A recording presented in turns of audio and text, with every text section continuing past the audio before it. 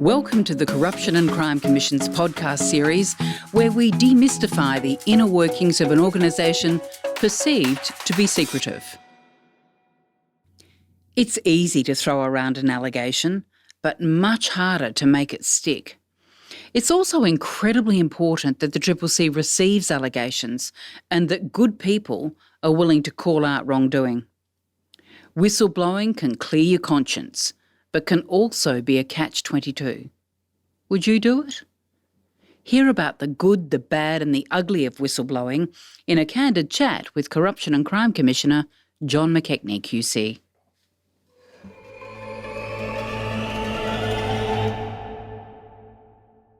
So let's start with the simple. What is a whistleblower and how many of them are there out there? A whistleblower is a person who, often at some personal cost, is prepared to stand up and report allegations of misconduct. It's not an easy job. How many are out there? Well, I hope potentially hundreds of thousands. How much do you rely on them? Are they your main source of information? They're not the main source, but they're an increasing source. Nearly 40% of our allegations are received from members of the public or from outside of the public service. As you know, public agencies are required to report a reasonable suspicion of misconduct, and most of our allegations do come through that door. But increasingly, ordinary members of the public, ordinary public servants are calling us and letting us know that something may be going on. There must be a lot of allegations that come to nothing. Why does that happen? Well, sometimes it's the person, sometimes there's no evidence to support what they do, but you never know. Sometimes it gives us information that ties in with other information we may have. So even if something doesn't look too hopeful and doesn't appear to have had action, may well have added to our store of intelligence. So you go through every single one? How hard is it to sort the wheat from the chaff? You get a feel sometimes. Whistleblowers have various agendas, and obviously that influences how much one will value the information. And that's really my next question. What does motivate someone to make an allegation? Of course, we'd like to think that they just want to clean up the public service and save taxpayers some money. But are there people who maybe have less desirable motivations, who want to get some revenge or harm someone by making an accusation? Of course, there are those who are motivated by a spirit of public service. A lot of whistleblowers also have other reasons, and it might be revenge or something, but even a person who is actively maliciously seeking revenge may nevertheless be reporting real corruption. So we do treat everything seriously, obviously with safeguards. We can do our own inquiries as to a matter to see if there's something there. But for example, in procurement, if a particular vendor is always getting jobs, it may be another vendor who's never getting that blows the whistle on what is happening. So people have many reasons. We don't really care. We don't judge the morality of it. We just want accurate information. Have you ever been a whistleblower? Not personally, but I've received lots of whistleblowing complaints in my life. What's the difference between, a whistleblower giving you really good information and really just having a bit of a gossip? Well, sometimes it's hard to tell the difference, and that's why we have to be very careful.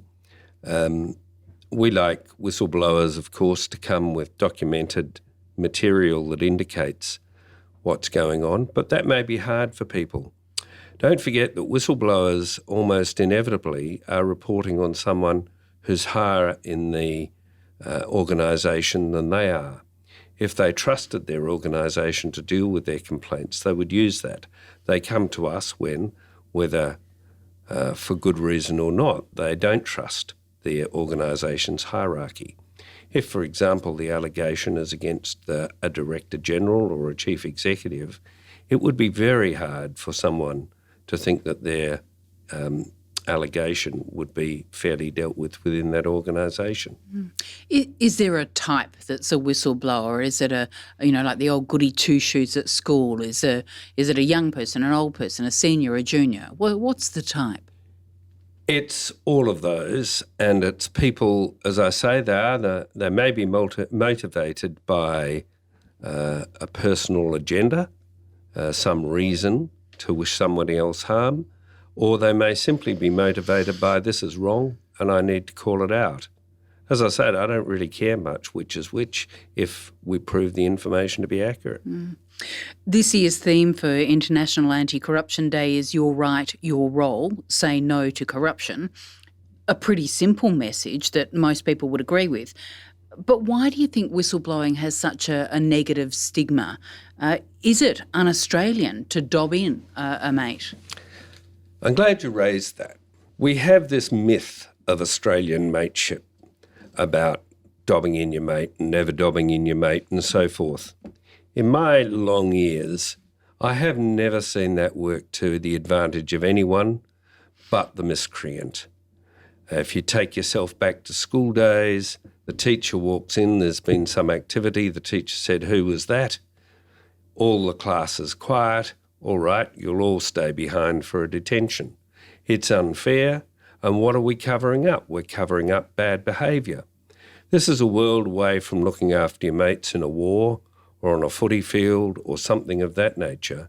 It is simply helping someone who's doing the wrong thing to get away with it. It's a complete myth, and my own view is it is no part of the Australian culture that I believe in. So whether it's my mate or anyone else, how do I spot corruption? In my experience, corruption is always there to be seen. It's just people don't see it. There's a variety of reasons why. Or do they choose not to see it? They choose not to see it, I think, for two reasons. One is they really like the person, find it difficult to believe that they could be a thief, or they are bullied and intimidated by the same person and think that there will be immediate retribution should they raise anything. But there are several signs to spot. Take process, for example. If somebody is consistently being given orders to act out of process, look, just authorise this invoice, it's fine. If a police officer routinely seems to have a record of being particularly harsh on young people that interact with them, there are all sorts of ways that people might see something is not right.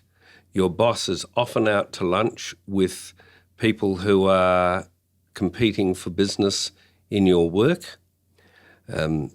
Your boss's paperwork is always late and messy.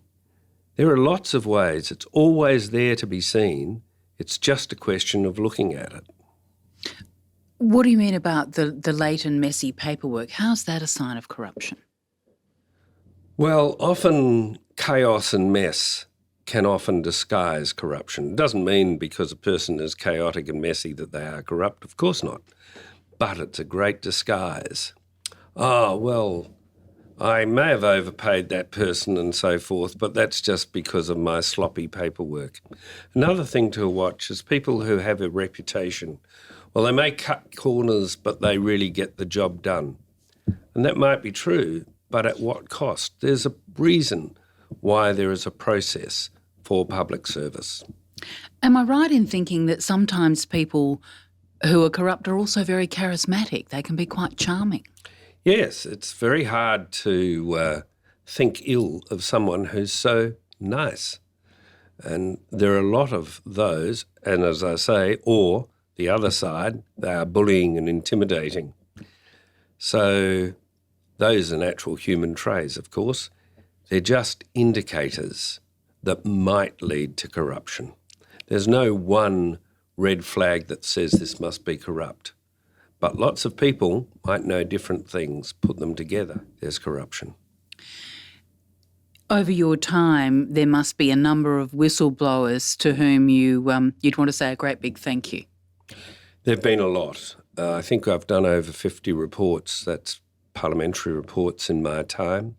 and quite a number of those have depended on whistleblowers. Sometimes, for the whistleblower's protection, we have disguised the fact that the corruption was brought about by a whistleblower, but they are essential to our community. We all live in this state. We all use public services every day, from the roads we drive on, the schools we attend, the licences we get. We all have an interest in fighting corruption. For whistleblowers, though, there's always the worry of retribution. How do you protect whistleblowers? Look, it is hard. There are legal things to protect a whistleblower. There's the Public Interest Disclosure Act, the Whistleblowers Protection. There are particular provisions in the Corruption, Crime and Misconduct Act about victimisation. But it is hard, and being a whistleblower is never easy. So what should motivate people then to be a whistleblower? By your own admission, it's a pretty tough path to take. It's really hard when it's somebody senior in the organisation that you're blowing the whistle on. It's never going to be easy. It's always right. 300 years ago, the politician Edmund Burke said, "The only thing necessary for the triumph of evil is for good people to do nothing." So if I think I've got some juicy information, what do I do? How do I know if it's serious enough to say anything? And what risk do I run of the person I'm talking about finding out that I've dobbed them in? You can approach the Commission anonymously. You can email, you can talk on the phone, you can write in. Obviously, we'd prefer to know who people are so that we can check the information. But we have had and acted on anonymous reports as well. We do not leak information or tell agencies anything. So we're always available for public sector misconduct allegations. Have you yourself heard of any whistleblowers who have faced retribution in the public service? Sadly, yes. I've seen a number who have, whether they've faced retribution or think they've faced retribution is sometimes a difficult question. Sometimes there are performance issues with the whistleblower, legitimate performance issues, and it's hard to work out whether they are actually being bullied or performance managed. But nevertheless, we should feel that whistleblowers can be safe in Australia to report misconduct. Well, there are thousands of public servants and people who interact with or do business with government listening to this, at least we hope there are, and some of them must know something dodgy, perhaps something criminal is going on. What's your final message to them? Tell us. Tell the police. Tell someone. If you can't work through your own organisation, which of course should be the first place to start, but if you're not comfortable with that, we will treat things in confidence. It is important. Australia is not a corrupt country. We rank very low on the Corruption Perceptions Index. But we all have a responsibility to keep it that way. Nobody wants to live in a country where bribery and corruption rule. Thank you, Commissioner, and thank you for listening to the Corruption and Crime Commission's podcast. To listen to more podcasts, visit www.cccc.wa.gov.au or follow us on Twitter, LinkedIn or YouTube.